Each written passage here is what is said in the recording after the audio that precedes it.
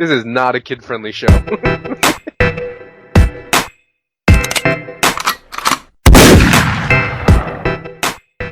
Yo, what's really good, my dudes? Welcome to another RuneScape news coverage video. So today, Jagex streamed a whole bunch of new information about Nex, the Angel of Death. That's Nex Hardmode coming out next week, Monday. If you weren't aware and you're living under a rock, yes, there's a hard mode for Nex coming out next week on the 30th. We got a whole bunch more information today, though, and we're going to get right into it. So let's just check it out. So the requirements for this boss is you're going to need a Frozen Key and an Ancient Ceremonial set. The difficulty is going to be somewhere between Virago hard mode and Yakamaru, so this is no pushover fight. The entrance to this boss is going to be located in the same place as original Nex, but it's going to be on the opposite side. And in terms of instances, you get 1 kill per instance, but there's no cost for an instance whatsoever, which is good to know. In terms of the actual fight itself, it's going to take between 8 and 15 minutes, depending on the skill of the team. Obviously, with extremely good teams, you're going to see crazy times, but that's just the estimated ballpark in terms of initial launch. 8 to 15 minutes. Team sizes can range anywhere from 1 to 50 players, so in reality, it's not going to be as hard as like Yakamaru, where you only have 10 people, because you could just bring a mass and wipe the floor with this thing. The stats and the health will not scale based on your party size, but various mechanics will adapt to the number of people in the room. Now, I don't know how diverse these adaptations will be the more people join. We don't know yet, and a really large team may make things really difficult. That's yet to be seen. For example, like KK's mage phase can be really difficult for people if you have a really large mass of people. So we don't know yet. We just know that based on party size, she does adapt new mechanics. Moving on, you will need multiple roles to defeat her, and it won't be soloable on release. Mod Raymond is so confident on that he says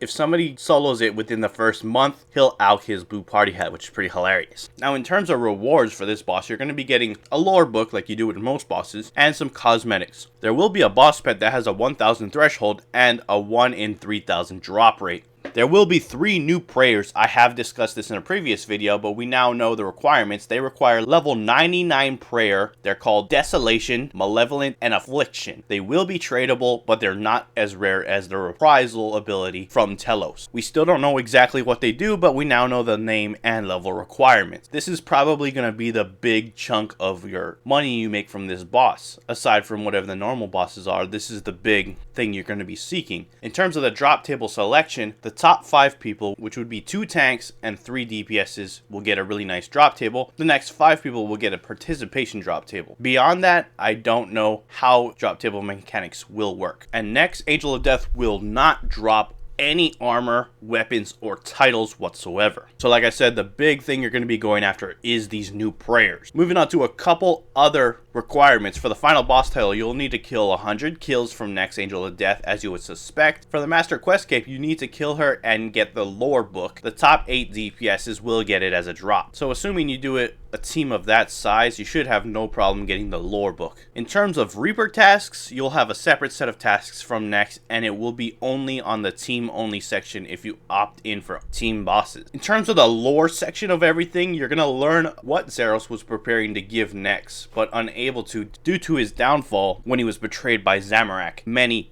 ages ago. Nex powers up the closer she is to the meditation chamber. This may have some sort of effect in-game in terms of the game mechanics, or it just might be an explanation as to why she's now more powerful in the Angel of Death version of her fight. With the lore, you're also going to be able to explore the relationship of Nex, Torva, Pernix, Virtus, and Zeros and their interconnections and intertwinings. Pretty interesting stuff. In terms of just the development of the game, it began way back in 2013, but it didn't really start until 4 months ago. So they had this planned way back in the day, but it didn't take off until very recently. There's not going to be any skilling aspects to this fight, and no first time announcements, and no Beast Tab info on release, just so you guys are fully aware of that. Anyways, that about covers everything we know about Angel of Death as of right now. I'm sure we'll learn more, especially around the time it releases next week. That's January 30th of this year. 2017, so be on the lookout for this. I really want to get into this boss and learn the mechanics, and it seems like it'll be a lot of fun. Anyways, guys, if you want to hit me up in-game, pop into my friends chat and say what's up. Looking forward to seeing you guys there, my dogs. But that about wraps it up for the video. If you liked it, hit that like button, and if you're not subscribed yet, hit that subscribe button. I promise to keep you up to date on all things RuneScape. Man, you already in the right place. I'll keep you up to date, I promise, my doggies. Anyways, that's about it for me. I am out. Peace.